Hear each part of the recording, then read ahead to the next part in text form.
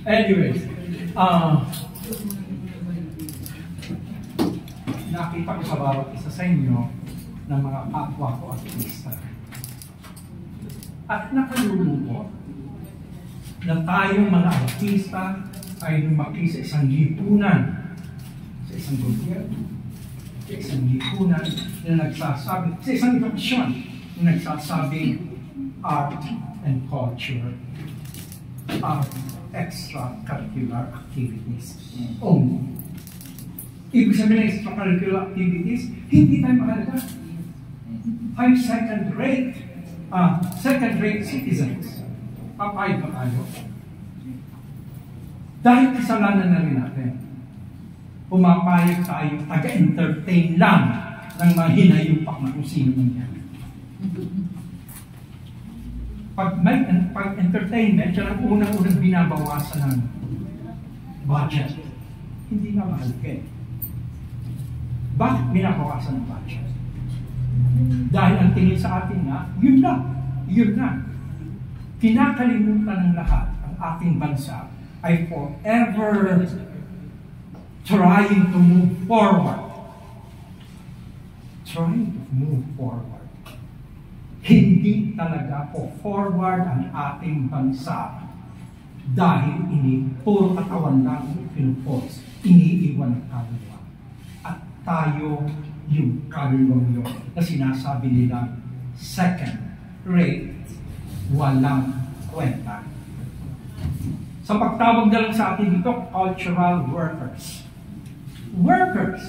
Sino ang boss natin? Sino nag-utos sa atin ng maging worker?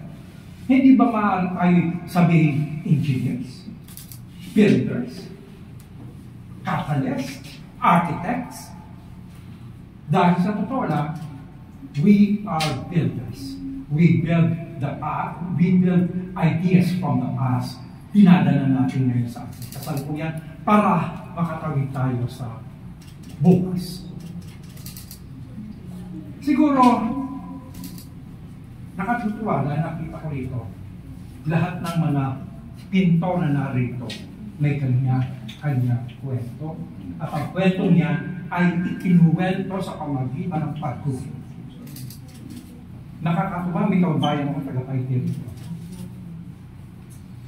Taga-Paitiri ko ako. Tayo ay binubuo ng ating kapatid. At ang kwentong yan ay walang kwenta kung hindi natin susundin yung ito ginawa kong tatlong pamantayan ng isang artista para ang kanyang sining ay maging effective at kailangan ba sa akin ay tatlong pin. Basta mag-iwan kayo, tatlong pin na nasa sa ating katawan. Na yung tatlong pin na nasa ating katawan, yun yayakap sa ating kapwa. Ang unang-unang pin ay puso. Yan ang ating kwento. Yan ang gusto natin ibahagi sa ating kapwa. Ang kwento natin, ang personal nating kwento. Kung wala kayong personal na kwento, wala kayong kwenta. Dahil pag nawala kayo, walang makakatanda sa inyo. Ano ba yun? Sino yun? Anong kwento niyo? Sino siya? Kailangan tayo ay may kwento. At ang kwentong yun, kailangan galing sa ating mga puso. Una, pit. Subalit ang kwentong galing sa puso niyan ay hindi gaanong mahalaga kung hindi yan kakabit sa ikalawang P. Puso, isang dangka lamang ang pagitan sa ating puso. Kailangan ang kwento natin ay may puso. Bakit? Ang puso na umbilical cord natin. Ito ang ating kasaysayan.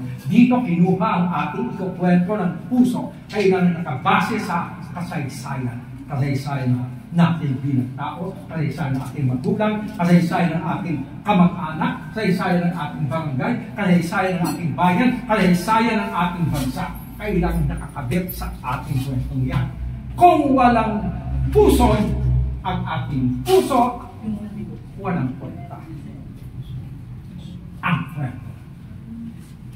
Kaya na, may mga nagkukwento nga may puso at saka may puso, pero wala namang kalatoy-latoy. Naranasan natin yan sa ating mga teachers noon na nagkukwento lang, ay natutulog lang. Dahil walang kwentang magkwento. At nakatutuwa, na yung may puso at may puso na mga punto dito ay meron ikatlong tip sa kanilang katawan. Puso, puso, isang dangkal din ng pagitan papunta sa kanilang puso. Napakahalaga ng puson sa ating mga kwento dahil naririto ang ating pagnanasa, narito ang ating pananabik, naririto ang ating passion sa pagkukwento.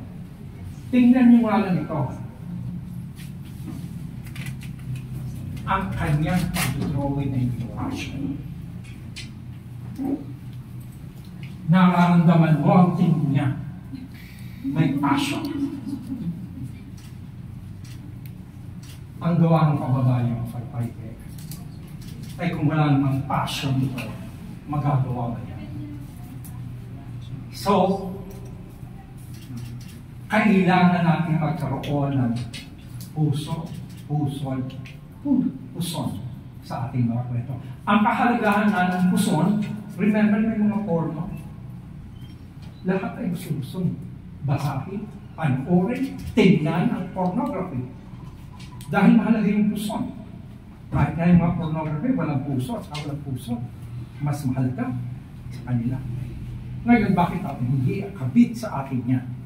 Para tayo'y maging mahalaga. Ang kulang natin bilang artista, kailangan ipamukha natin sa ating mga kapwa, sa mga umiislab sa atin, sa mga nagsasabi tayo, second-rate citizen lamang. Kailangan ipamukha natin sa kanila na ang halaga natin, pwede tayong gamitin sa nation building. Kaya hindi tayo mahalaga dahil sabi na, magiging bansa ito kahit wala kayo. Na hindi po totoo. Sapagkat ang isang bansa ay binubuo, itinayo ng mga artista katulad natin. At binabati ko ang pintor na narito dahil naroon kayo puso. May puson, at ang inyong trabaho ay maaari namin isama sa nation building. Maraming salamat po. Alam niyo, ngayon, natutuwa ako kasi grupo kayo. Grupo kayo. May lakas sa grupo. Kasi sabi nga nila, partner ko din, kilala ko si Leninan. From Mindanao, from Davao City. Candidate for National Artist din maybe in a few years time from now. Si Kublay ay isang monumentalist. Okay? Kasi dito sa Luzon, kulang yung mga monumento dito. Ibang klase yung monumento dito Yung nasa Mindanao, kasi ako taga Luzon Pero nung napagpag ako sa Mindanao, I fell in love with Mindanao. Kasi napakahitig sa heritage, napakahitig sa sining, napakahitig sa tradition, napakahitig sa creativity. Sabi nila, it's an artist event. So sabi niya, alam niyo, ang sipag ko mga ganito din ako. Pero ang bottom line, hindi daw siya naging buo, hindi daw siya naging masaya, hindi daw siya tunay na maging matagumpay din. Kasi pag sinabi mo, gusto mong maging tagumpay bilang isang alagad ng sini, hindi pwedeng buo ka. Kung hindi, papangit ang art mo, sigurado. Okay? Lalabas kasi yun Dahil doon, sa sinabi ni Tito Frank na tagumpay, lalabas at lalabas yun. So, sa mga sabi, may magawa ka man, it's not your thing. So, ang sinabi niya, nabuo lang ako nung nakita ko at nabuo ko na yung aming community. We call ourselves Lawing Tiwa. Can you imagine, inampun ako? Taga Luzon, inampun ako ng taga Mindanao, yung grupo nyo galing sa iba't ibang places So, sa madalit sabi, adapted, sons and daughters kayo kung sino man. Oh, definitely, adapted kayo ng UAS, correct? Okay? So, and maybe, kasi maikli lang, dahil may masasalita pa, kasi nakikita ko, ang pwede kong gawin ay ibitahin kayo sa 7th Mindanao Art Fair, okay? Which is subsidized by the NCCA. Kung hindi niyo po alam, meron ng Manila Art Fair, natanda na yun, 17 years, nanganak po yun sa Mindanao Art Fair, 7 years, Cebu Art Fair in Cebu, and Luzon Art Fair in Tarlac. Okay? Nanganak at nanganak. Ang problema, yun ay mga bukas sa art gallery. Okay? Nota gallery ang dapat sumali. Because it's held normally in October, which is the National Arts Galleries Month. Okay? And then, yung gallery ang namimili kung sino yung artist na dadalhin. Okay? Medyo mahirap sumali sa Manila at saka sa Cebu, and I think also Luzon, simply because may bayad ang booth. Masyadong mahal. Okay? Ngayon sa Mindanao, medyo kakaiba kasi ang kultura doon. Kasi kami sa Lawig Diwa, which is the one that oversees the Mindanao art, talagang gustong namin tulungan lahat ng artist. Lahat ng antas, bago, ang tawag to, gitna, hanggang master, tinutulungan namin yung kahit na anong medyo. Hindi kami nagtitinta kung anong medyo, kung mixed media ka, acrylic, meron na kami, soil painters, coffee painters, the life. Okay? And we have actually helped over 500 artists all over Mindanao. But as of 3 years ago, sa Mandiritsabe, binuksan namin yan sa kahit na sino, basta Pilipino ka. Okay? So, I won't discuss, but I am saying that I think you are qualified kasi doon po, kakaiba ang mechanics namin. We can actually give the booth for free subject to a percentage of the actual sales. So, medyo mas magaan. Okay? That is if you want to join an art fair. Kasi maganda po yung ginagawa nyo dito, isang maliit na art gallery. Okay? Hopefully, maihanap po kayo ng slot sa Manila Clock Tower. Because we actually have 3 tertiary areas where we have 15 galleries. More or less mga ganito, maliit pa yung iba, pero may iba na mas malaki dito. But we have 15 galleries where we feature sometimes up to 5 exhibits at a time. Depende sa schedule. Okay? At saka depende sa tsagano. Okay. Although, kinukwento ko nga ako, siguro I will end with this. Ako ang nag-umpisa ng Manila Clock Tower Museum. In fact, it was my design, together with my designer, that actually transformed it. Kasi kung ang munisipyo ang pakikinggan nyo, gagawin nilang Changi yun. Changian, okay? So, sa Mandiritsabe, sino na ba ang nagpunta sa Manila Clock Tower? Isa, dalawa, o konti, o sige. Sabihin nyo, guess ko kayo. Okay, but maybe you should go there as a group. Write a letter that you will go there as a group, and then that I invited you para medyo, kung gusto nyo naman, mag-contribute kayo, 100 pesos lang naman ang entrance doon. Okay? In fact, today, I just came from there kasi we opened 2 exhibits. Kasi yung Alitap-Tap of Cavite, they are composed of 40. Ilan ba yung UAS? Ilan ba yung, ano yung, Bakas. Bakas. Ilan kayo? 42. Pagka kayo ng Alitap-Tap. So I actually gave them the 3 floors. Okay, together with Jao Mapa. Depende kasi sa grupo, depende din sa, pwede naman select group lang. Okay? Kasi kung yun lang ang space ninyo. Okay? Pero nagpahinga ako, magpapahinga pala ako beginning end of March. Kasi nga po, naglabas ako ng bagong libro. Ang title nito ay 6th Dimension, Culture-Driven Nation. Okay?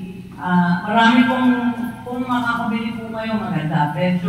Medyo mahal. Kasi naman po, hindi lang ito art book.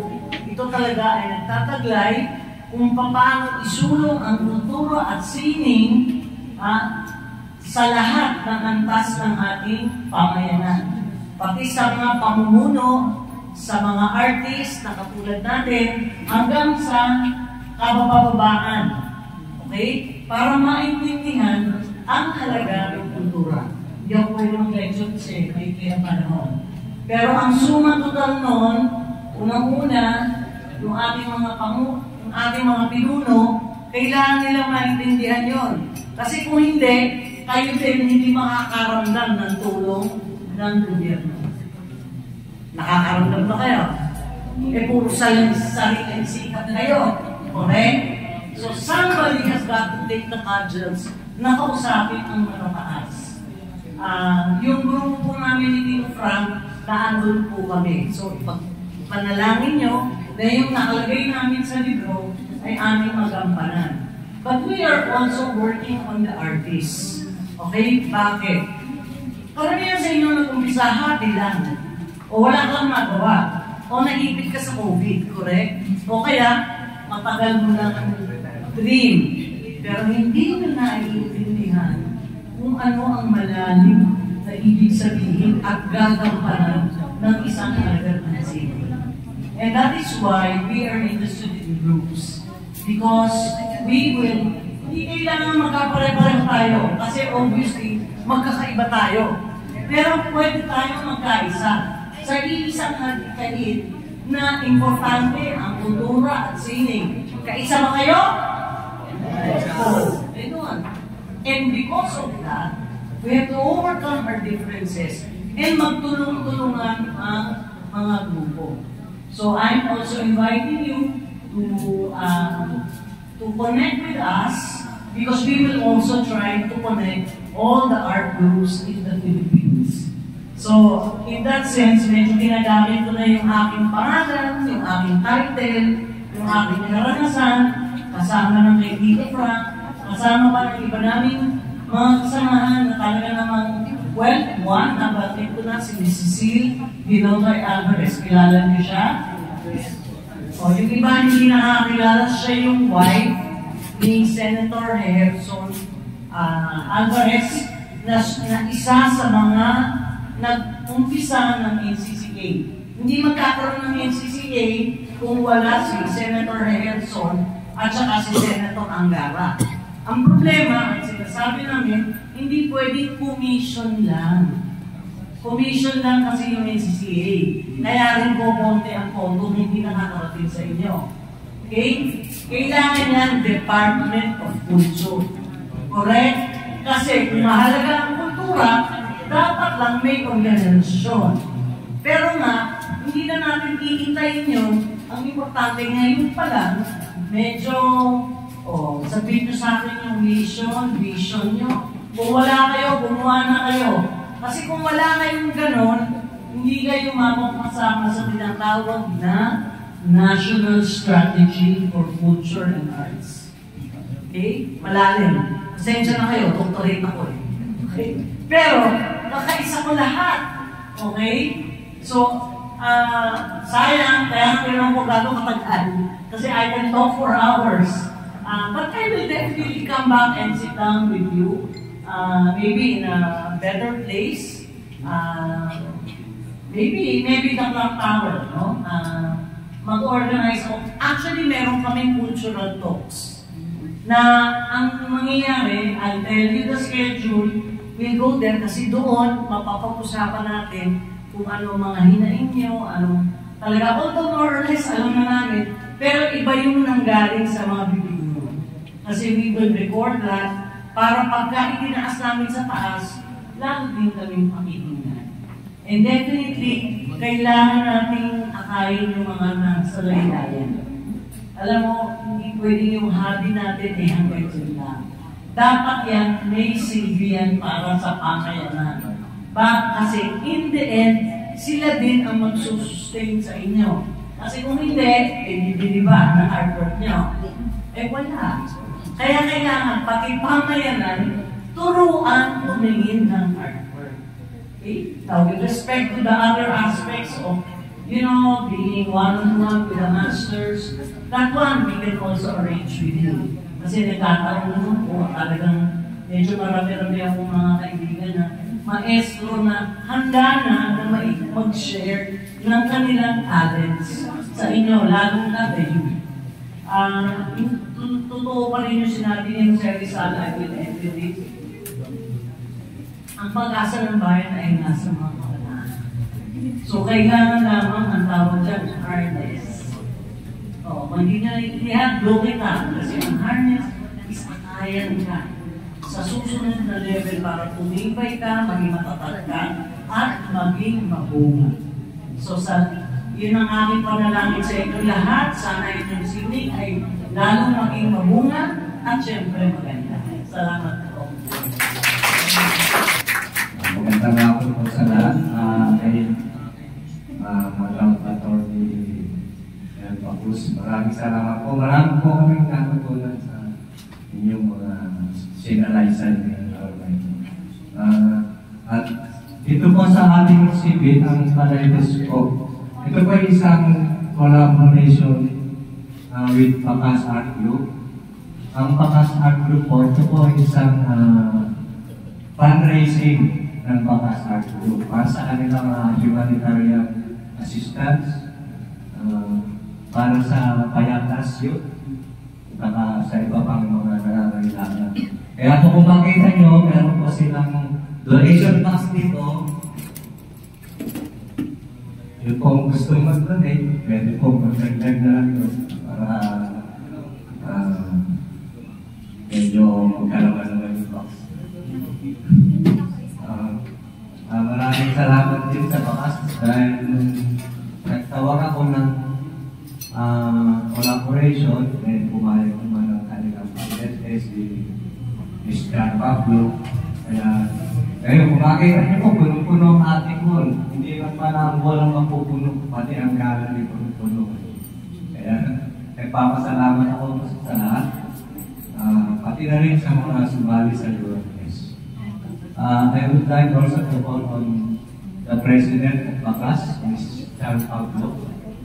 May katanungan na sabi sa Pacas kasi bakit Pacas? Ano yung napapakas?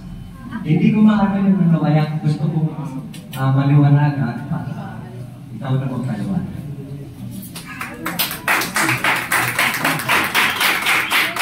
Hello po, I'm Sean Paula, also known as Coffee na lang po, in your artist name po. So, Pacas Art Group po.